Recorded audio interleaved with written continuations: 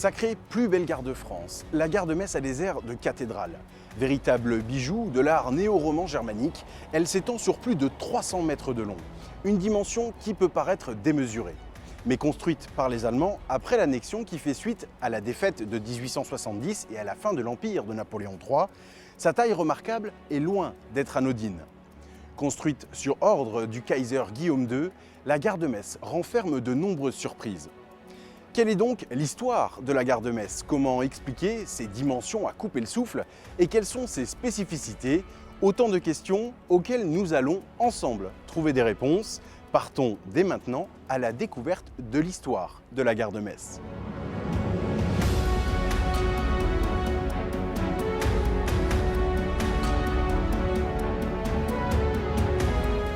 Au début du XXe siècle, Metz est annexée par l'Allemagne depuis plus de 30 ans. Guillaume II, l'empereur allemand, décide d'agrandir la cité de Metz. Des travaux pharaoniques sont engagés et de nouveaux quartiers vont voir le jour en quelques années. Metz souffre dans son corset de remparts.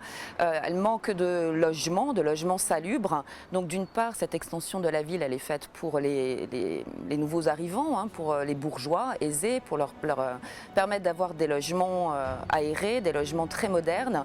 Et elle doit répondre également à une stratégie militaire dont la gare de Metz est le point central. Au milieu de ces travaux, le célèbre architecte Kröger a pour tâche de construire une nouvelle gare à la hauteur de la grandeur de l'Empire allemand. Une gare qui se construit juste à côté des frontières ennemies, celle de la France. Cette particularité va jouer un rôle primordial sur les dimensions de la construction. Effectivement, il s'agit en moins de 24 heures de transporter 25 000 hommes et tout leur équipement, aussi bien sur le front Est que sur le front Ouest, d'où ces dimensions extraordinaires. Grande ville de garnison allemande, la gare de Metz est dessinée en fonction du nombre de soldats et des armes qui doivent y transiter en cas de guerre. Débutée en 1905, elle est terminée 3 ans plus tard. La construction est un bijou d'architecture. Les références historiques sont nombreuses, autant sur la façade qu'à l'intérieur de la gare. À l'origine, Jürgen Kröger, le lauréat du concours pour la gare de Metz, avait fait un projet dans un style art nouveau, Jugendstil allemand. Et Guillaume II va approuver son projet, mais va lui demander de revoir sa copie dans le style roman. Alors pourquoi ce style roman? Eh bien tout simplement parce que le style roman, on le retrouve en Europe aux alentours de l'an 1000. Et à ce moment-là, Metz fait partie du Saint-Empire romain germanique. Donc c'est une manière de dire aux Messins, vous voyez finalement ce n'est qu'un juste retour aux choses, vous faisiez partie du Saint-Empire et vous refaites à nouveau partie de l'Empire allemand. Ce style néo-roman germanique va arborer toute la nouvelle place de la gare. En choisissant ce style, c'est bien une germanisation architecturale que l'empereur Guillaume II met en place, grâce notamment à de nombreuses symboliques guerrières. Le château d'eau, par exemple, ressemble à un donjon germanique. Il servait autrefois à alimenter les locomotives en eau. Autre construction proche de la gare, le palais des postes impériales, qui ressemble à un château fort allemand. Toutes ces références martiales qui décorent la gare semblent donc faire écho aux bâtiments qui l'entourent. Et en plus de cet aspect guerrier, elle a également des allures de cathédrale. C'est vrai que quand on est devant le hall des départs, on a vraiment l'impression d'être devant une église romane avec cette grande verrière, avec ce clocher.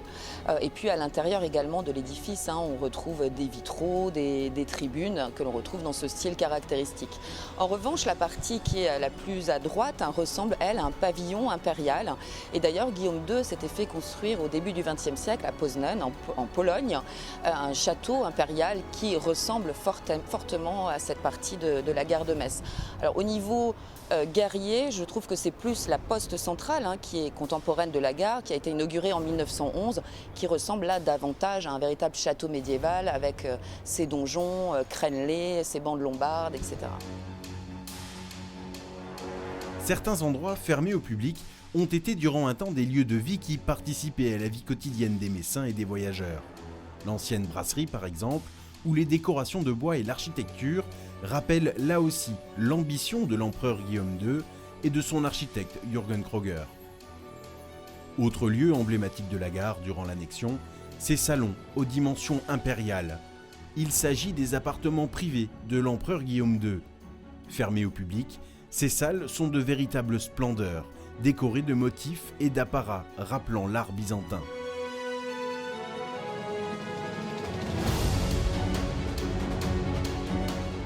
On parle effectivement d'appartements privés. Bon, c'était plus des salles de réception. Guillaume II n'a jamais logé, n'a jamais dormi dans ces appartements. Il s'agissait plus pour les gens qui venaient l'accueillir en gare de Metz, d'avoir un endroit chauffé où on pouvait éventuellement, quand il arrivait, faire des réceptions. Et puis on peut voir également la porte des Lyonnes, une reproduction de la porte des Lyonnes que l'archéologue Heinrich Schliemann avait découvert à Mycène en 1871. Alors le lion, c'est vraiment le symbole aussi de la force et du courage. Dans l'un des salons, un immense vitrail représentant Charlemagne, roi des Francs, et dont l'Empire reliait au 8e siècle les territoires de la France et de l'Allemagne. Un personnage historique qui semble donc relier l'histoire française à l'histoire germanique. Un des ancêtres de Charlemagne, Saint Arnoux, évêque de Metz, avait fondé une abbaye, l'abbaye Saint-Arnoux, dans laquelle seront enterrés deux des fils de Charlemagne, une de ses épouses et une de ses filles. C'est devenu une nécropole de la dynastie carolingienne. Et puis également, sur ce vitrail, on voit Charlemagne trônant à Aachen, dans la chapelle palatine d'Aix-la-Chapelle. Et on sait qu'un des architectes de cette chapelle était Odo de Metz ou encore Eudes de Metz. Donc là aussi, on fait le lien entre Metz et l'Allemagne. À la fin de la Première Guerre mondiale, la Moselle et l'Alsace, autrefois annexées, retournent à la France. Dès lors, certaines transformations seront opérées sur la gare, à l'image du Roland, ce chevalier gigantesque qui, pour l'occasion, va changer de visage. En 1918, les Messins vont enlever tous les signes ostentatoires de l'Empire allemand, donc notamment l'aigle impérial qui était représenté au niveau de la façade principale, qui sera remplacé par le blason de la Lorraine, sur un autre bas-relief qui représente l'armée, qui représente la défense et le travail dans la paix au-dessus du pavillon impérial. L'aigle impérial a été remplacé par le blason de Metz et puis la fameuse statue de Roland au moment de l'inauguration de la gare. Ce Roland, ancêtre mythique de Charlemagne, est représenté sous les traits du maréchal Feld von Essler. Sur son bouclier, on peut y voir l'aigle impérial. Et puis en 1918, on s'empresse de décapiter von Essler. On lui met la tête du maréchal Foch avec la croix de Lorraine sur le bouclier. Lors de la seconde annexion, on décapite le maréchal Foch, on remet celle de von Essler, et puis à la Libération, on met la tête d'un Gaulois anonyme qui est toujours en place à l'heure actuelle. Une gare qui s'ancre dans l'histoire, notamment celle de la Résistance. Jean Moulin, préfet de la République française et unificateur de la Résistance durant la Seconde Guerre mondiale, sera retrouvé mort après son arrestation et de nombreuses tortures dans un wagon durant son transit à la gare de Metz.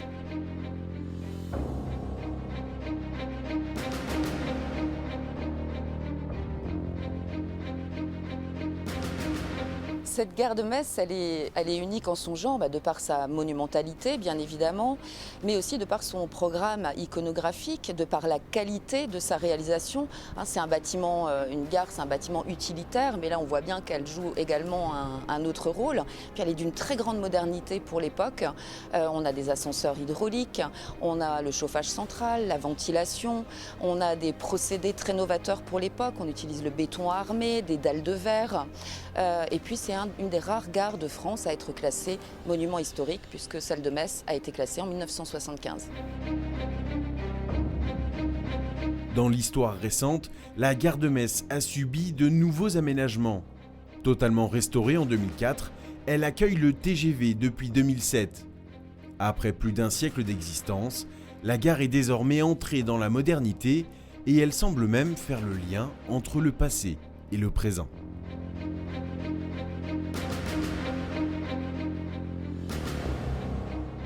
La gare de Metz, exceptionnelle pour sa beauté et son imposante carrure, est aussi un véritable écrin d'histoire où le passé du territoire semble se fondre dans chaque pierre. Monumentale, elle fait aujourd'hui partie intégrante du patrimoine de la Moselle et participe à faire rayonner la ville de Metz dans toute la France et même au-delà.